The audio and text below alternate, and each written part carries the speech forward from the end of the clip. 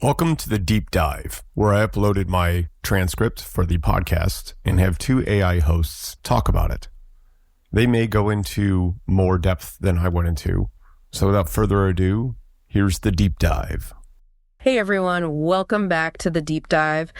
Today we're going to be looking at emotional dysregulation. Oh, interesting. Yeah, and we're using the source called Emotional Dysregulation, the Why of Things. Okay. And basically by the end of this deep dive, we're going to be trying to understand what's going on when someone has these really intense emotional reactions that maybe don't seem to fit the situation, and why that happens and how it affects both them and the people around them. Like almost disproportionate. Exactly. Yeah. Like you burn dinner and then you're like despairing for 3 hours. Yeah. Or like, someone says something and it's just like this huge outburst of anger. Right. And that's exactly what the source material calls it. Like they compare it to like a storm that just kind of comes out of nowhere. And you're just like, whoa, where did that come from? Yeah. And that's like one of the things that makes it so hard for other people to deal with, is because it's just like, what just happened? Yeah. And you're always kind of on edge waiting for that next storm to hit. Right. And then you're walking on eggshells. But the source actually defines emotional dysregulation as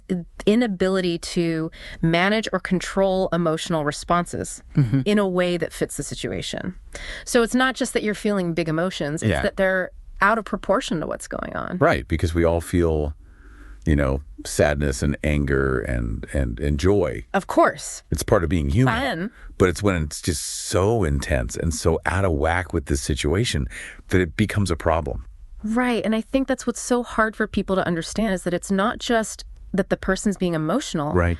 It's that there's something else going on underneath. Yeah. There's a reason why they're reacting that way. And they talk about these stunted coping mechanisms. Ooh, yeah, that's a really interesting phrase. Yeah, it really stood out to me too. Yeah, like it makes you think about, what are the tools that we need to deal with difficult situations? And if those tools are stunted or underdeveloped, then how do you navigate those challenges? So how do those coping mechanisms get stunted, I guess? That's the big question, right? Yeah. Well, the source material talks about a couple of key factors.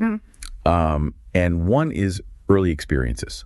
Okay. So imagine a child who's, growing up in an environment where their emotions are constantly being dismissed. Like they're told to toughen up. Exactly. Or stop being so sensitive. Yeah. And so instead of learning healthy ways to process those emotions, they learn to either suppress them completely.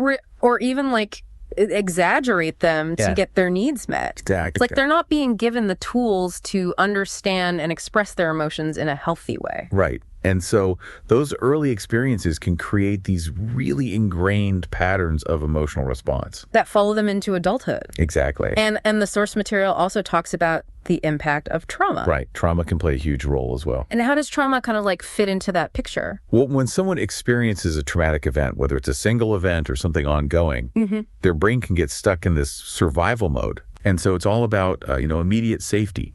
And there's no energy left for processing emotions in a healthy way. So those emotions just get kind of pushed down. They can get bottled up, or they can come out in these really unhealthy ways later on. It's like their emotional thermostat is set to like a higher level of sensitivity or something. Yeah, that's a great way to put it. Yeah. And it's important to remember that trauma isn't always like a big dramatic event. Right. It can be ongoing, like experiencing emotional abuse or neglect over a long period of time. And that can be just as damaging, I guess. Absolutely. That chronic stress can have a really deep and lasting impact on the developing brain. Especially the parts of the brain that are responsible for regulating emotions. Exactly. So it's not just about, a one-time thing. Right. It's the accumulation of all these experiences that shapes how we respond emotionally. So we're talking about both early experiences and trauma, both contributing to these emotional storms. And the source material goes on to connect these patterns to certain personality disorders. Yeah, they use the framework of cluster B personality disorders. Okay. Which I think can be helpful in understanding the nuances of emotional dysregulation. Yeah. So let's use that as our roadmap then, and start with impulsive disregard disorder, or ID, which the source material links to antisocial personality disorder. Right. And one of the things that stood out to me was the emphasis on impulsivity and anger as being hallmarks of this disorder. Yeah, and often those outbursts stem from this deep-seated need for dominance and power. So it's not just about the anger itself. Right. It's about what's driving it beneath the surface. It's about trying to regain a sense of control, maybe. Exactly. Someone who feels insecure about their competence might use an outburst as a way to mask that insecurity. To project an image of power. Exactly, even if it's just fleeting. That's really interesting. So it's not just about the emotion, it's about the underlying motivation. Okay, so let's move on to the next one on our cluster B roadmap, which is extreme self-focus disorder, or ESFD, which is often associated with narcissistic personality disorder. And what really struck me here was this concept of a fragile ego. Yeah. How even the slightest criticism can trigger an intense reaction. Right. Think about it this way. Someone with ESFD has this very carefully constructed self-image that they rely on for validation and admiration. Okay. And so when that image is threatened, even by a well-intentioned suggestion, Right. it can feel like a personal attack and trigger those intense emotional defenses. It's like they're constantly trying to protect that fragile sense of self from any perceived threat. And that can make navigating relationships incredibly tricky because you never know what might set them off. Okay, so we've covered ID and ESFD. What's next on our list? Let's talk about emotional intensity disorder, or EID, which aligns with borderline personality disorder. And I remember the source using the analogy of a roller coaster to describe the emotional instability that's often seen in BPD. It's a very vivid image. Yeah, it really captures that feeling of like ups and downs and just not knowing what's coming next. Imagine experiencing emotions in high definition. Wow. Constantly swinging from intense love to overwhelming sadness or rage, all within a short span of time. That sounds exhausting. It's exhausting for the individual, and it's deeply unsettling for those around them. Yeah, I can only imagine how difficult that would be to navigate, both for the person experiencing it and for their loved ones. Absolutely. And it highlights just how challenging it can be to build and maintain healthy relationships when emotional dysregulation is a factor. So we've talked about the impact on the individual, but I think it's time we shift our focus to the impact on the people around them. Right. The people who are trying to navigate these relationships. It's a huge part of the equation. Yeah, and our source material really emphasizes this feeling of walking on eggshells, never knowing what might trigger an outburst. It's a very common experience for partners, family members, friends. Right. They often feel like they have to constantly monitor their words and actions. Right. Afraid of inadvertently setting off an emotional landmine. Which just creates this constant tension. Exactly. And it makes communication incredibly difficult. Yeah, because you're always worried about saying the wrong thing. Right. And that can lead to resentment and frustration on both sides. And it's important to remember that the person experiencing the emotional dysregulation is also suffering. Absolutely. They're not doing this on purpose. Right. They're often feeling trapped in that emotional storm. Right. Desperately wanting to control their reactions, but feeling powerless to do so. So it's a really difficult situation for everyone involved. It is. And that's why seeking professional help is so crucial. Yeah, because a therapist can help the individual understand the roots of their emotional dysregulation and develop healthier coping mechanisms. Exactly, and learn to manage their emotional responses more effectively. So it's not just about managing the symptoms, it's about addressing the underlying causes. Right, it's about creating long-term change. Okay, so for those of us who are on the other side of this, the people who are trying to support someone who's struggling with this, what can we do to protect ourselves? That's a really important question, and it's something we'll be diving into in the next part of our deep dive. Yeah, we're going to be talking about setting boundaries and the importance of self-care. Stay tuned. Yeah. Welcome back. So last time we were talking about the impact of emotional dysregulation on relationships. Right, and we were about to get into some more practical advice on what to do if you're in a relationship with someone who struggles with this.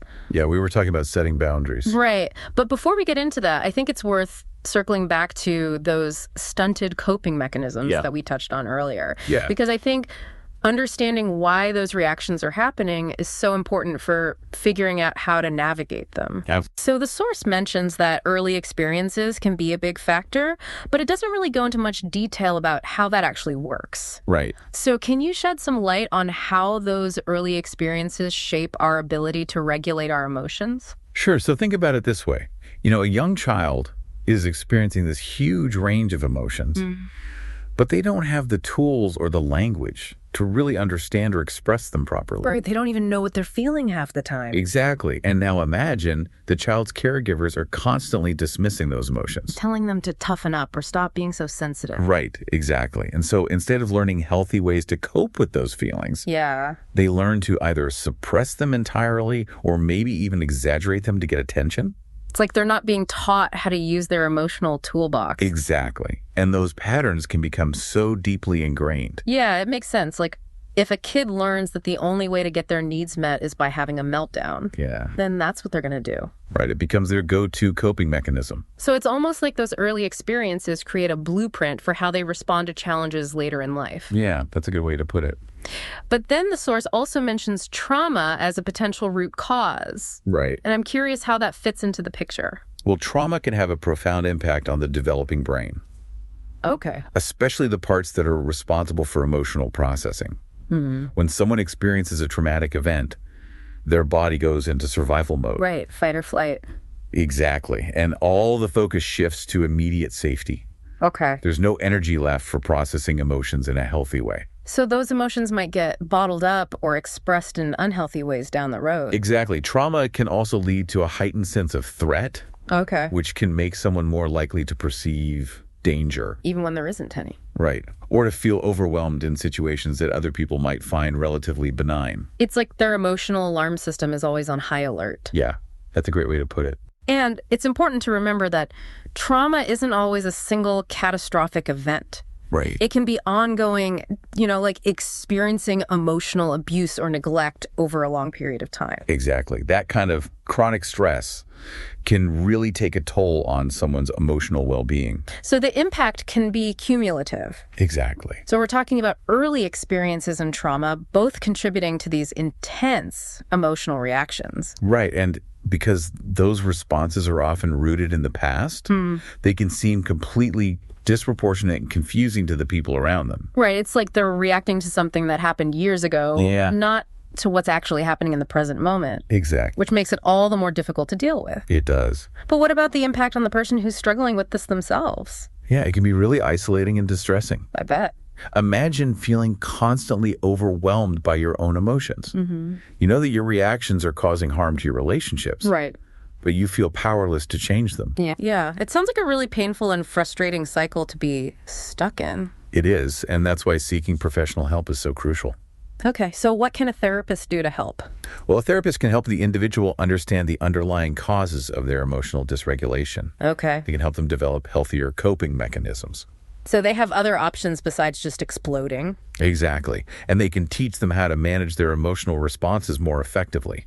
So it's about giving them the tools to break free from that cycle. Right, and to build more fulfilling relationships. Okay, so that's the individual side of things. But what about the people who are in relationships with someone who's struggling with this? Yeah. What can they do to support their loved one while also protecting themselves? Right, because that's a tough balance to strike. It is, offering empathy and understanding is so important. Right. Remember, the person isn't choosing to be this way. Yeah, they're not doing it on purpose to hurt you. Exactly. They're struggling with these deeply ingrained patterns that are often rooted in really painful experiences. So it's about approaching the situation with compassion, not judgment. Exactly. But compassion doesn't mean enabling unhealthy behaviors. Right. Setting boundaries is essential. Yeah, we were talking about that earlier. It's about communicating clearly what you're willing to tolerate and what you're not. And that can be so difficult. It can be, especially when you care about the person and you want to support them. Yeah, because you don't want to hurt their feelings or make them feel like you're abandoning them. Right. But remember, you can't pour from an empty cup. That's such a good point. You have to take care of yourself first. Exactly. You need to prioritize your own emotional well-being so that you can be there for them in a healthy way. Okay, so we've talked about the impact on relationships, the potential roots of emotional dysregulation, and the importance of boundaries. Right. But what about concrete strategies for managing those intense emotions in the moment? Yeah, that's where the source material gets really interesting. They talk about building a toolbox of coping mechanisms. I like that analogy, a toolbox. It emphasizes that there's not one magic solution. Right. There's a variety of techniques that can be helpful depending on the situation and the individual. So what are some of the tools that might be in that toolbox? Well, mindfulness practices like meditation or deep breathing exercises can be really effective for calming the nervous system Okay. and bringing awareness to the present moment. So it's about interrupting those automatic reactive responses. Exactly. Creating a little space between the trigger and the reaction. Yeah, that space is so important. It is. And cognitive reframing techniques can also be helpful. Okay, what's that? It involves challenging negative thought patterns Okay. and replacing them with more balanced and realistic ones. So instead of catastrophizing or jumping to the worst case scenario, Right. they're learning to step back and assess the situation more objectively. Exactly. And Nicely. sometimes the best strategy is simply removing yourself from a triggering situation. Yeah, just walk away. Exactly. Yeah. You recognizing when you're nearing your emotional limit and giving yourself space to cool down before things escalate. That goes back to the self-awareness we were talking about earlier. It does. Knowing your triggers and having a plan in place to manage them. So it sounds like building this emotional regulation toolbox is a process, not a quick fix. Absolutely. It takes time and practice and often professional guidance. It's about progress, not perfection. Well said. And it's important to celebrate those small victories along the way. Yeah, every time you choose a healthy coping mechanism over an impulsive reaction, Right. that's a win. It is you're rewiring your brain and building resilience. That's encouraging to hear. It is change is possible. What about medication? Does that play a role in managing emotional dysregulation? That's a complex question, and it's really best addressed on a case-by-case basis with a qualified medical professional. So it's not a one-size-fits-all solution? Exactly. Medication can be a helpful tool for some people. But it's not a quick fix, and it's important to remember that medication alone won't address the underlying issues. Right. It might help manage the symptoms. Right. But therapy and developing those coping mechanisms are still crucial for long-term change. Absolutely. It's a holistic approach. Okay, so we've covered a lot of ground today, from the personal to the relational. Yeah. And in the next part of our deep dive, we're going to zoom out even further Yeah. and look at how emotional dysregulation impacts society as a whole. Stay tuned. All right, so we're back, and we've been talking all about emotional dysregulation, what it is, why it happens, how it affects us and the people around us. Yeah, we've covered a lot of ground. But before we wrap up, I want to kind of zoom out a little bit. Okay. And think about the bigger picture. Like, what are the implications of emotional dysregulation, not just for individuals, but for society as a whole? That's a great question, and one that I think we often overlook. Yeah, I mean, the source material didn't really touch on this specifically, but it got me thinking about, how these patterns of behavior can play out in different areas of life. Yeah, absolutely. Like, imagine a workplace where you've got people who are constantly having these emotional outbursts, Ooh, that'd be tough. or where everyone's walking on eggshells because they're afraid of triggering someone. Yeah, it would create a really toxic and unproductive environment. Totally. And then on a bigger scale, think about how this might contribute to the polarization we see in politics or online. Right. When people are reacting from a place of intense emotion, it's hard to have a rational discussion. It's like everyone's just shouting at each other, And nobody's really listening. which just makes the problem worse. Exactly. It becomes a vicious cycle. So it seems like addressing emotional dysregulation is not just about helping individuals. Right. It's also about creating a healthier society. Absolutely. And I think it starts with awareness, like understanding that this is a real issue and that it has far-reaching consequences. And that it's not just about being too sensitive or dramatic. Right. There's often a lot more going on beneath the surface. Exactly. And I think education is key too. Absolutely. Yeah. We need to teach kids how to identify and manage their emotions. From a young age. Yeah. Give them the tools to navigate those challenges. So they don't end up carrying those patterns into adulthood. Right. Because prevention is always better than cure. Totally. So we've covered a lot of ground in this deep dive. We have? And I hope it's given our listeners a better understanding of this complex issue. Yeah, me too. As we wrap up, what's the one key takeaway you want people to remember? I think the most important thing is to remember that emotional dysregulation is not a character flaw. It's a challenge that deserves understanding and compassion. Absolutely. It's not something people choose to have. Right. It's often the result of painful experiences. And it's something that can be addressed with the right support. Exactly. So for anyone out there who's struggling with this themselves or who's in a relationship with someone who is, Please know that you're not alone. there are resources available and help is out there. And even if you're not personally affected by this, I think it's important for all of us to be aware of this issue Absolutely. and to create a more compassionate and supportive world for everyone. That's a great message to end on. So that's it for this deep dive. Thanks for having me. It's been a pleasure, and we'll see you next time.